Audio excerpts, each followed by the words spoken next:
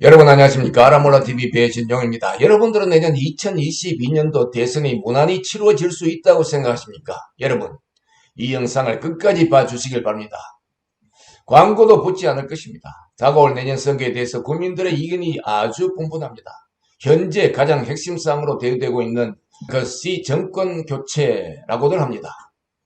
그리고 이분들은 말합니다. 무조건 뭉쳐야 한다고 말합니다. 여러분, 과연 정권 교체가 제대로 이루어질 수 있을까요? 대한민국은 평화시대가 아닌 전시상태인 것입니다. 대한민국파와 반대한민국파 간에 벌어질 수 있는 결전의 한판이 기다리고 있습니다. 이 결전에서 저들은 두 눈번이 뜨고 목숨을 내어주지 않을 것입니다. 따라서 내년 대선은 없다고 봐야 할 것입니다. 왜 그런지를 따져봐야겠습니다. 현 국민 정서로 봐서 정상적인 선거가 치러지게 된다면 당연히 정권 교체가 이루어지게 되겠죠. 현 정권은 폭동으로 태어난 집단이 아닙니까? 불법으로 태어난 정권은 반드시 망하게 되어 있습니다. 반드시 그렇게 되어야만 합니다. 하지만 이런 집단은 쉽게 순순히 물러서지 않으려고 하는 특징이 있습니다. 현 정권의 탄생 배경을 살펴봐야겠습니다. 저들이 여태껏 공들여온 사태를 보면 쉬이 납득이 갈 것입니다. 4대 사건 말입니다. 이 사건들은 저절로 일어난 자연 발생적 사건이 절대 아닙니다. 주사파 집단이 주동이 되어 일으킨 반대한민국주의자들이 일으킨 대사건들입니다. 저들은 사건을 일으켜서 국가를 때려눕혀놓고 멋대로 뜯어먹고 있습니다. 광주 사태, 광우병 폭동, 세월호 사건, 촛불 폭동이 그렇습니다. 반대한민국 사상을 지닌 자들은 걸핏하면 여야를 막론하고 광주 망월동으로 달려갑니다. 다수의 사람들이 이들을 사이코패스라고도 합니다. 아무튼 정치병과 사상병이란 합병증에 걸린 고질병 걸렸다고 봐야겠습니다. 여러분들은 이들이 걸핏하면 광주 망월동으로 달려가서 쭈그리고 앉아있는 장면을 각종 매체를 통해서 자주 접해보셨으리라고 믿습니다. 반대한민국 사상을 가진 정치 몰입애들은 죽을 때까지 아니 관속에 들어가서도 세월호 사건 진상조사를 외쳐댈 것입니다. 사실 틈만 나면 저들은 진상조사를 입에 달고 살아왔습니다. 세월호 사건 진상조사를 수차례 했음에도 불구하고 아직도 똑같은 소리를 외쳐대고 있습니다. 그간 세월호 사건을 맡아 조사를 해온 세월호 특수단장이 올해 1월 19일에 마지막 조사 결과를 발표하면서 한 말은 이렇습니다. 유족분들은 실망하겠지만 억지로 사건을 만들 수 없다고 했던 것입니다. 조사 자체가 이제는 지긋지긋하다는 뜻이 아니겠습니까? 여러분, 광우병 폭동을 회상해 보십시오. 광우병과는 전혀 상관없이 반대한민국주의자들이 정권을 뒤엎으려고 획책한 대사건이었습니다. 대폭동에 겁을 먹은 이명박 대통령은 당장 항복을 하고 말았습니다. 2008년 촛불폭동이 있고 난 후 9일째 되던 날 이 대통령이 취한 행보를 봅시다. 청와대 춘추관에서 이렇게 말했습니다. 지난 10일 광화문 일대가 촛불로 밝혀졌던 그 밤에 청와대 뒷산에 올라가 끝없이 이어진 촛불을 바라봤다. 시위대의 함성과 함께 오래전부터 즐겨 부르던 아침 이슬 노랫소리도 들었다.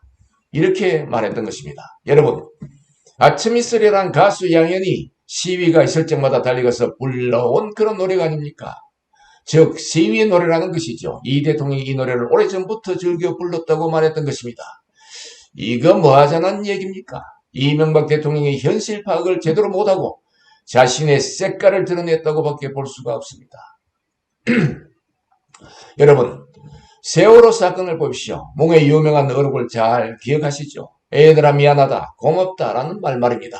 이에 대해 왜 미안한지, 왜 고마운지를 따져 묻는 기자조차 없었습니다. 안타까운 일이 아닐 수 없습니다. 여러분, 박근혜 정부를 무너뜨린 세력의 가장 핵심 역할을 한 사건이 바로 촛불 폭동이 아니었습니까? 한동안 몽은 외국만 나가면 촛불혁명이라는 말을 입에 달고 살았습니다. 하지만 최근에는 이 말이 쑥 들어가 버렸습니다. 여러분, 최근 대한민국의 운명이 민노총과 중공에 달려있게 되었습니다. 비참한 현실입니다. 민노총은 북김정은의 지령을 받아 움직인다고 알려져 있습니다.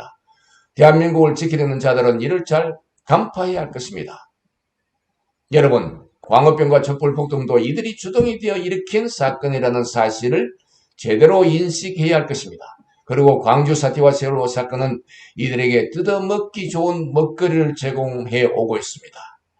2008년 광우병 촛불 집회에 참여한 자들이 누구였습니까? 한국진보연대라고 칭하는 거대 조직 산하 자그마치 1842개 시민단체가 일으킨 대폭동이었습니다. 한국진보연대의 핵심은 바로 민노총인 것입니다. 한국진보연대는 김정은의 지령을 받고 행동하는 집단으로도 알려져 있습니다. 2016년 촛불 폭동에 난 몇 개의 단체가 개입했는지 여러분 아십니까? 자그마치 1503개 단체가 개입했다는 것입니다. 이외에 중국 여성과 조선족도 대거 포함된 것으로 밝혀지기도 했습니다.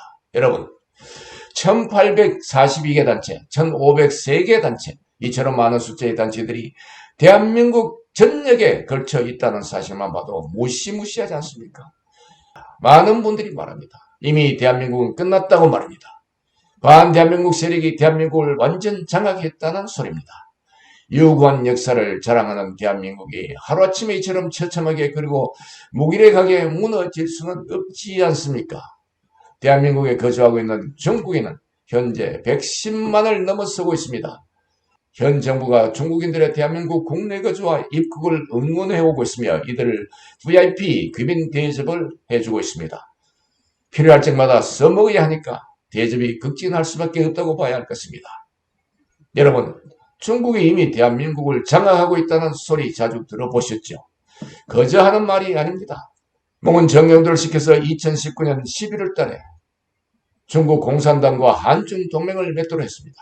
그해 12월 달에 몽은 또 시진핑 앞에서 한중 운명 공동체를 선언했습니다.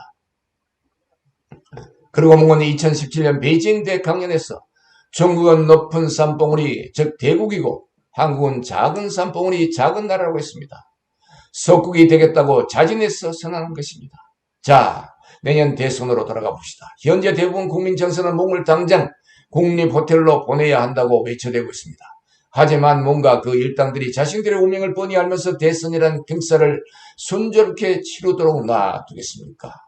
우리 다 함께 깨몽하도록 합시다. 단적으로 말해서 내년 대선은 없다고 봐야 할 것입니다. 저들은 이미 그 준비를 해놓고 있을 것입니다. 코로나 정치 방역을 더욱 강도 높게 집행하여 집회를 방해할 것은 물론이고 코로나를 모기로 국민을 억제할 것은 너무도 뻔한 일이 아니겠습니까?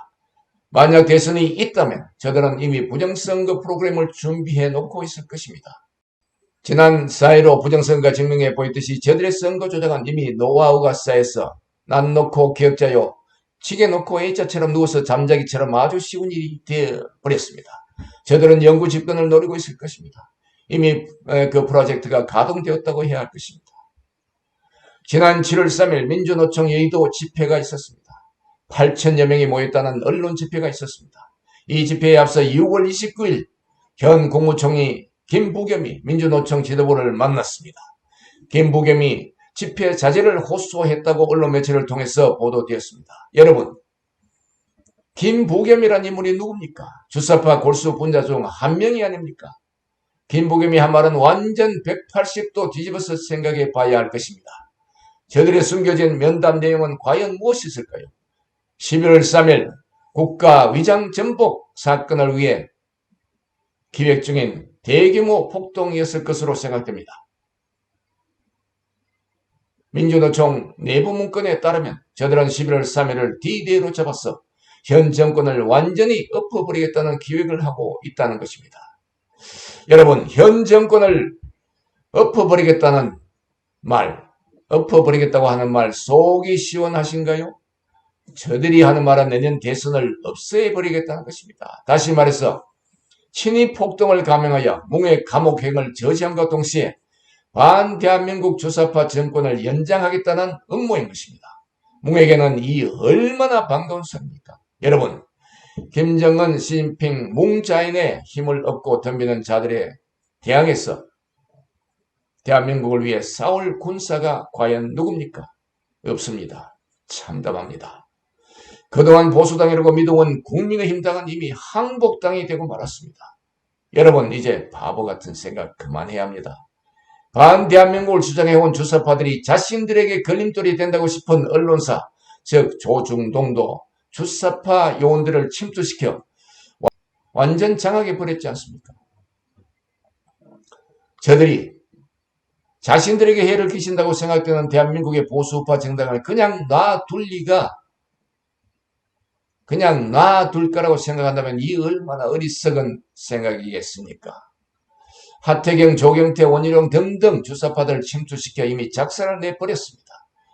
현재 저들은 4.15 부정선거 같은 보수당으로서 마땅히 투쟁해야 하는 일에는 전혀 관심이 없습니다.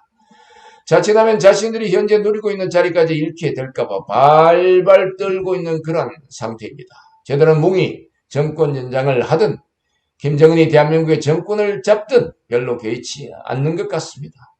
단지 자신들이 현재 누리고 있는 직위만 연장할 수 있다면, 직위만 보장될 수 있다면 오케이라는 것입니다. 현재 대한민국의 국회의원 대우는 세계에서 그 요래를 찾아볼 수가 없을 정도입니다. 황제 수준이라고 해야 할 것입니다. 아직 내년 대선을 기대하시나요? 미안한 말씀이지만 현재로서는 내년 대선이 없다고 생각하는 것이 가장 합리적인 추론이며 예측이 될 것입니다. 따라서 야당 대선 주자 지지도에 열을 올리는 것조차 무모한 일이 되고 말 것입니다. 저들은 코로나 정치 방역이 역부족이라고 판단되기라도 하면 지체 없이 180명으로 장악한 국회를 이용해서 가정술책을 부리게 될 것입니다. 그 중 한 가지가 바로 계엄령입니다. 여러분 이제 어떻게 해야 되겠습니까? 11월 3일까지 가게 된다면 가만히 앉아서 나라를 잃고 말게 될 것입니다. 민주노총 8천여 명이 모인 7월 3일 집회는 현 정부 주도의 모의훈련이라고 봐야 할 것입니다. 보수 외국 우파 집회에서 저처럼 규모가 큰 집회를 열었다면 이미 다수가 구속되었을 것입니다. 저들은 11월 3일 집회를 제2의 촛불혁명이라고 칭하게 될 것입니다. 뭉이 나서서 대대적으로 응원할 것이 뻔합니다. 물론 겉으로는 여태껏 해온 것처럼 엄중 처벌하겠다며 텔레비에 나와서 국민들을 우롱하는 그러한 이벤트를 벌일 것입니다. 여러분들의 소원이 정권교체입니까? 정권교체만으로 대한민국을 살릴 수가 없습니다. 정권교체를 한 후가 정권을 찾아오는 일보다 더 힘들 수도 있습니다. 엄정한 법 집행과 처벌이 반드시 뒤따라야 할 것입니다. 그렇지 않고서는 정권교체 말짱 도루묵이 되고 말 것입니다. 반대한민국주의자들이 폭동을 일으켜서 하루아침에 정부가 뒤엎어지게 될 것입니다. 이명박 박근혜 정부를 통해서 똑똑하게 목격하지 않았습니까? 한편으로 생각하면 이미 인간의 힘으로는 할 수가 없는 그런 단계에 이르렀는지도 모르겠습니다. 저는 한 가지의 희망을 걸어봅니다. 영적 투쟁 말입니다. 정광훈 목사가 이끄는 국민혁명당이 1000만 당원을 목표로 8.15 집회를 기획하고 있습니다. 당 공약사항이 마음속 깊이 다가옵니다. 반드시 뭉을 끌어내겠다는 말과 반드시 대가를 치르도록 하겠다는 내용입니다. 이 집회에서는 코로나 정치 방역에 굴복하여 안방 투쟁을 하게 되는 그런 일이 없기를 기원합니다. 대한민국의 영원한 번영을 위해 기도합니다. 여러분 감사합니다. 아라몰라TV 배진용이었습니다.